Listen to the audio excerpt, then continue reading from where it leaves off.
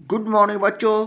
त्रिकोणमिति के part 11 video में सफलता की शुभकामनाओं के साथ एक बार पुनः आपका स्वागत है।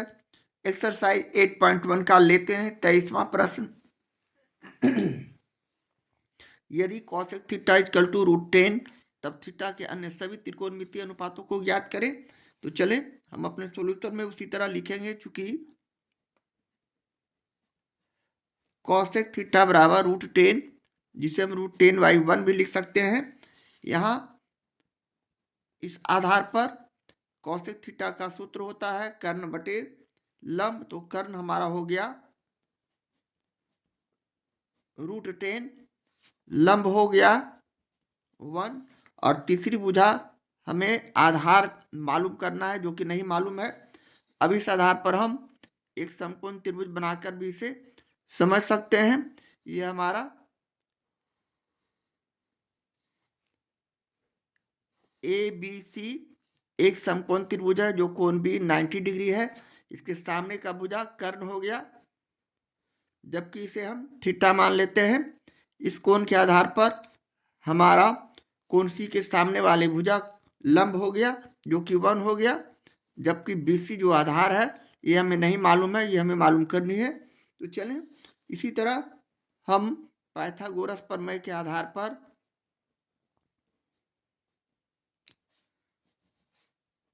पाइथागोरस प्रमेय से हम आधार निकाल सकते हैं। यानी आधार बराबर होता है कर्ण स्क्वायर माइनस लंब स्क्वायर। यहाँ प्रश्न से कर्ण √10 है, इसका स्क्वायर किए। लंब हमारा 1 है, 1 का स्क्वायर किए। इस तरह रूट करते हुए √10 को 2 से 2 बार गुना करते हैं तो सिर्फ 10, और 1 को 2 बार गुना करते हैं तो 1, यानी √10 - 1, यानी यहाँ 9 हो जाएंगे, और 9 का वर्गमूल 3 होता है। इस तरह यहाँ आधार हमारा 3 आ चुका है। अब हम त्रिकोणमिति के सारे निष्पत्तियों को आसानी से निकाल सकते हैं। इसलिए प्रश्न के अनुसार थीटा के अन्य सभी त्रिकोणमितीय अनुपातों को ज्ञात करना है। तो चलें बारी बारी से हम साइन थीटा का मान निकालेंगे।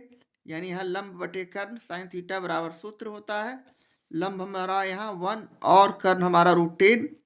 इसी तरह कॉस थीटा के लिए हमारे पास सूत्र है आधार बटे कर्ण।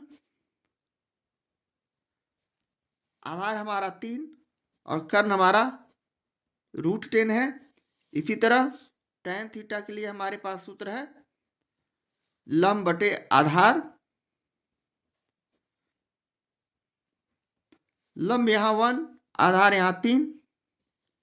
इसी तरह cot थीटा जो कि tan थीटा का उल्टा होता है, यानी आधार बटे लंब,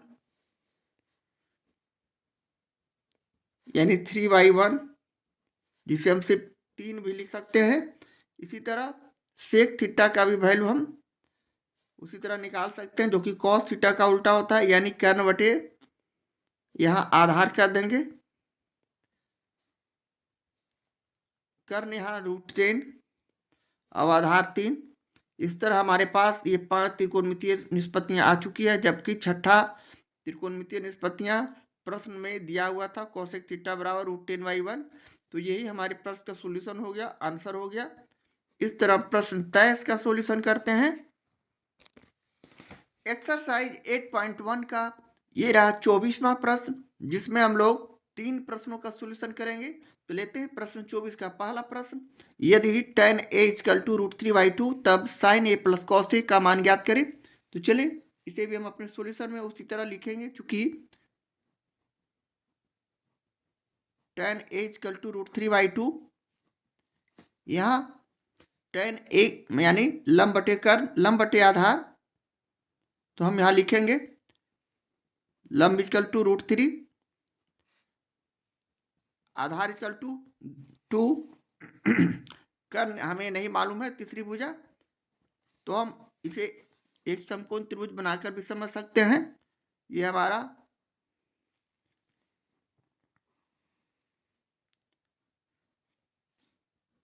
ए बी और सी एक समकोण त्रिभुज है जिसका कोण बी 90 डिग्री, जिसके सामने का भुजा लंब कर्ण सॉरी यहाँ लंब √3 आधार 2। तो यहाँ इस कोण के आधार पर, कोने के आधार पर लंब हमारा ए बीसी भुजा हो गया। तो यहाँ लंब हम √3 दिखाएंगे और ये जो ये बचा ए बी भुजा ये हमारा आधार हो जाएगा जो 2 है, और इस तरह हमें ये कर्ण यहाँ से निकालना है। तो चलें उसी तरह तीसरी भुजा निकालने के लिए हम पाइथागोरस प्रमेय का सहारा लेते हैं, यानी पाइथागोरस प्रमेय से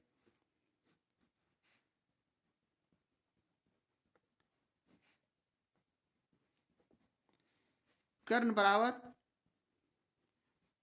हमारा सूत्र है आधार स्क्वायर प्लस लंब स्क्वायर, या लंब स्क्वायर प्लस आधार स्क्वायर। यहाँ लंब √3 और आधार 2 है,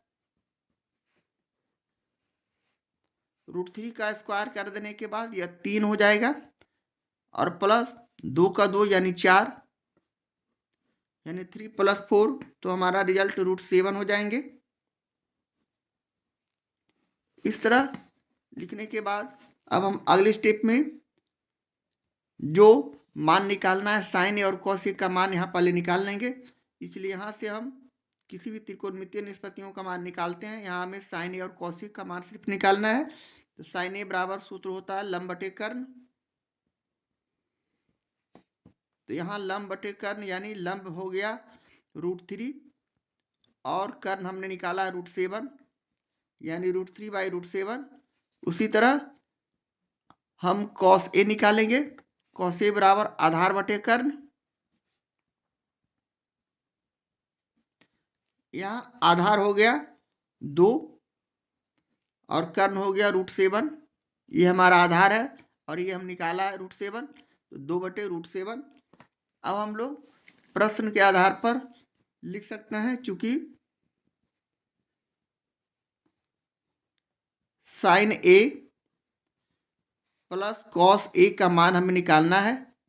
अब हम साइन ए का मान यहाँ निकाल के पहले रख चुके हैं √3/7, प्लस है तो प्लस दिया। कॉस ए का मान हमने निकाला है 2/√7, तो 2/√7 लिखे, यहाँ भी √7 है। इस तरह लिखने के बाद अब हम अगले स्टेप में उसी तरह भिन्न का जोड़ जिस तरह बनाते हैं उस तरह हम यहाँ इसे हल करेंगे, यानी √7 और √7 का वर्ग क्या एलसीएम निकालेंगे। तो √7 को √7 से भाग किया तो एक को √3 से गुना करेंगे √3, प्लस उसी तरह √7 को √7 से भाग किए 1 को 2 से गुना किए 2, यानी √3 + 2 जो हमारा आया अब बटे √7। ये हमारे प्रश्न का सोल्यूशन है, आंसर है sign A plus cos A का मान है। इस तरह हम प्रश्न 24 के पहले प्रश्न का सोल्यूशन करते हैं। एक्सरसाइज 8.1 के प्रश्न 24 का ये रहा दूसरा प्रश्न। यदि साइन थीटा = √3 × कॉस थीटा, तब cos theta minus sine theta के मान ज्ञात करें। यहाँ हम प्रश्न से पहले ही से सोल्व कर लेते हैं, यानी दिया हुआ प्रश्न से चूंकि साइन थीटा बराबर √3 × कॉस थीटा, यहाँ ये गुणनफल के रूप में है √3 × कॉस थीटा। अब हम कॉस थीटा को राइट हैंड साइड से लेफ्ट हैंड साइड ले जाते हैं तो गुना का भाग हो जाता है, यानी हम इसे साइन थीटा बटे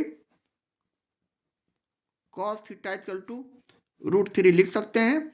अब साइन थीटा बटे कॉस थीटा का हमारे पास फॉर्मूला है tan थीटा, यानी tan थीटा बराबर साइन थीटा बटे कॉस थीटा होता है, यानी tan थीटा = √3, जिसे √3/1 भी लिख सकते हैं।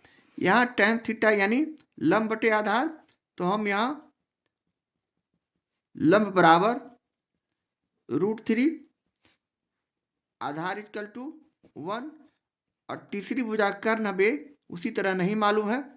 अब हम कर्ण मालूम करने के लिए उसी तरह पाइथागोरस प्रमेय का सहारा लेंगे, लेकिन इसे हम एक ABC त्रिभुज बनाकर भी समझ सकते हैं। ये हमारा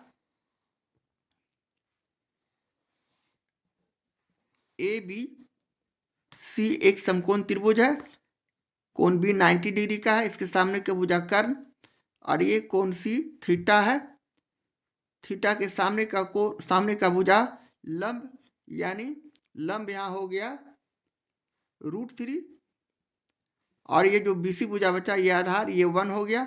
अब हमें ये कर्ण हमें निकालना है, तो चलें उसी तरह पाइथागोरस प्रमेय से हम कर्ण निकाल सकते हैं। तो लिखेंगे पाइथागोरस प्रमेय से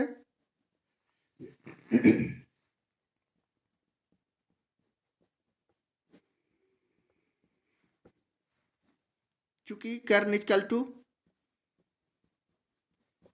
हमारा सूत्र होता है लंब स्क्वायर प्लस आधार स्क्वायर का वर्गमूल, लंब यहाँ √3 का स्क्वायर हो गया, प्लस आधार यहाँ 1 का स्क्वायर हो गया। हम √3 को 2 बार गुना करते हैं तो 3, और +1 को 2 बार गुना करते हैं 1, यानी √4 जिसका वर्गमूल 2 होता है। इस तरह हमारा कर्ण 2 आ चुका है। अब हमें प्रश्न से cos theta minus sine theta का मान निकालना है। यहाँ cos थीटा और साइन थीटा का मान निकालना है, तो cos थीटा और साइन थीटा का वैल्यू पहले हम निकाल लेते हैं, यानी हम यहाँ से लिखेंगे, इसलिए cos थीटा बराबर होता है आधार बटे कर्ण। यहाँ प्रश्न से आधार 1 हो गया, कर्ण 2 हो गया, जबकि कर्ण हमने अभी तुरंत निकाला है 2। अब आधार पहले से मालूम है 1। इसी तरह साइन थीटा भी निकाल सकते हैं, यानी लंब बटे कर्ण इसका सूत्र होता है। लंब यहाँ √3 और कर्ण यहाँ 2 है। अब हम प्रश्न से cos theta minus sine theta का मान निकाल सकते हैं। cos थीटा का मान यहाँ 1/2 हमने निकाला है, माइनस है तो माइनस, साइन थीटा का मान हमने √3/2 निकाला है। अब इसका हम उसी तरह भिन्न का घटाव करते हैं, 2 और 2 का एलसीएम 2, 1 माइनस √3। अब 1 माइनस √3/2 जो आया हमारे प्रश्न का सॉल्यूशन है, आंसर है। इस तरह हम प्रश्न 24 के दूसरे प्रश्न का सॉल्यूशन करते हैं। एक्सरसाइज 8.1 का ये रहा 24वां प्रश्न, जिसका हम लोग लेते हैं तीसरा, यानी प्रश्न 24 का तीसरा प्रश्न। यदि tan थीटा इक्वल टू 8/15 तब 1 प्लस cos स्क्वायर थीटा का मान ज्ञात करें। यह भी उसी तरह का प्रश्न, यानी हमें प्रश्न से मालूम है चूंकि tan थीटा इक्वल टू 8/15, यहाँ हम इस आधार पर tan थीटा बराबर होता है लंब बटे आधार, यानी लंब हो गया 8 और आधार हो गया 15, जबकि तीसरी भुजा कर्ण हमें नहीं मालूम है, जो हमें मालूम करना है। अब हम उसी तरह यहाँ एक समकोण त्रिभुज बनाकर इसे समझ सकते हैं। सपोज दैट हमारा ये ABC एक समकोण त्रिभुज है जिसमें कोण सी थीटा है, इसके सामने का भुजा लंब जो कि 8 दिया हुआ है, और ये कोण भी 90 डिग्री का कोण है जिसके सामने का भुजा कर्ण जो हमें नहीं मालूम है, आधार जबकि BC जो बचा ये 15 दिया हुआ है। इस आधार पर अब हम उसी तरह कर्ण निकालेंगे, यानी यहाँ भी हम उसी तरह तीसरी भुजा निकालने के लिए पाइथागोरस प्रमेय का सहारा लेंगे और लिखेंगे, इसलिए पाइथागोरस प्रमेय से